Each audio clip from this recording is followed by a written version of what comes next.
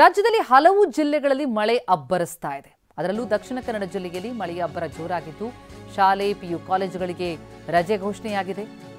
3 ಜಿಲ್ಲೆಗಳಲ್ಲಿ ಒಟ್ಟು ಇವತ್ತು ಶಾಲಾ ಕಾಲೇಜುಗಳಿಗೆ ರಜೆ.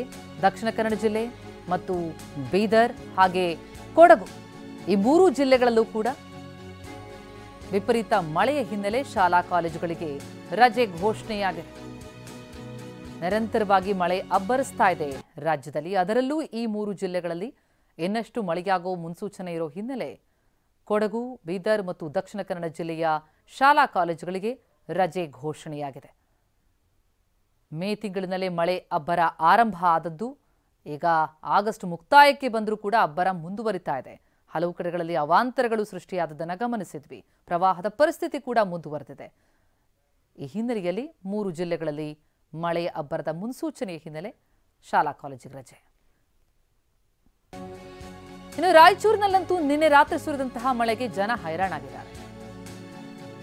ರಾತ್ರಿ ಸುರಿದ ಮಳೆಗೆ ಮನೆಗೆ ಚರಂಡಿ ನೀರು ನುಗ್ಗಿತು. ರಾಯಚೂರು ಜಿಲ್ಲೆ ಲಿಂಗಸ್ಕೂರು ತಾಲೂಕಿನ ಭೂಪುರ ಗ್ರಾಮದಲ್ಲಿ ನಡೆದಂತಹ ಘಟನೆ ಇದು.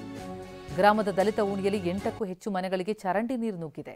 ಓಣಿಯಲ್ಲಿ ಸರಿಯಾದ ಚರಂಡಿ ವ್ಯವಸ್ಥೆ ಇಲ್ಲ, ಹೀಗಾಗಿ ಮಳೆ ನೀರು ನುಗ್ಗಿದೆ. ಈ ಘಟನೆಯಲ್ಲಿ ಮನೆಯಲ್ಲಿದ್ದಂತಹ ದವಸ ಧಾನ್ಯ ನೀರು ಪಾಲಾಗಿದೆ.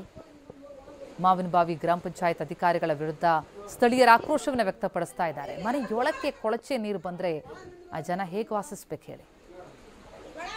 8ಕ್ಕೂ ಹೆಚ್ಚು ಮನೆಗಳಿಗೆ ಈ ರೀತಿ ಚರಂಡಿ ನೀರು ನುಗ್ಗಿರೋದು. ಸರಿಯಾದ ವ್ಯವಸ್ಥೆ ಮಾಡಿಲ್ಲ ಅಂತ ಅಧಿಕಾರಿಗಳ ವಿರುದ್ಧ ಆಕ್ರೋಶ ಹೊರಹಾಕ್ತಾ ಇದ್ದಾರೆ ಜನ.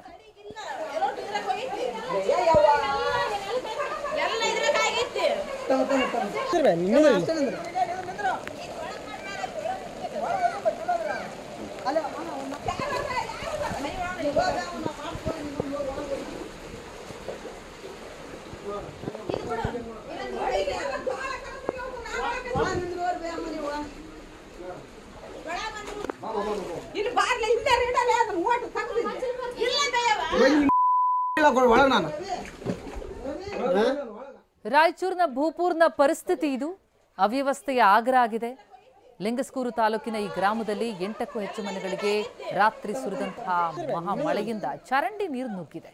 ಚರಂಡಿ ವ್ಯವಸ್ಥೆ ಸರಿ ಮಾಡದೇ ಇರೋದು ಇದಕ್ಕೆಲ್ಲ ಕಾರಣ. ಹೀಗಾಗಿ ದವಸ ಧಾನ್ಯಕ್ಕೆಲ್ಲ ನೀರು ಪಾಲಾಗಿದೆ. ಜನ ಆಕ್ರೋಶವನ್ನು ಹೊರಹಾಕಿದ್ದಾರೆ. ಹೈರಾಣಾಗಿದ್ದಾರೆ ಜನ.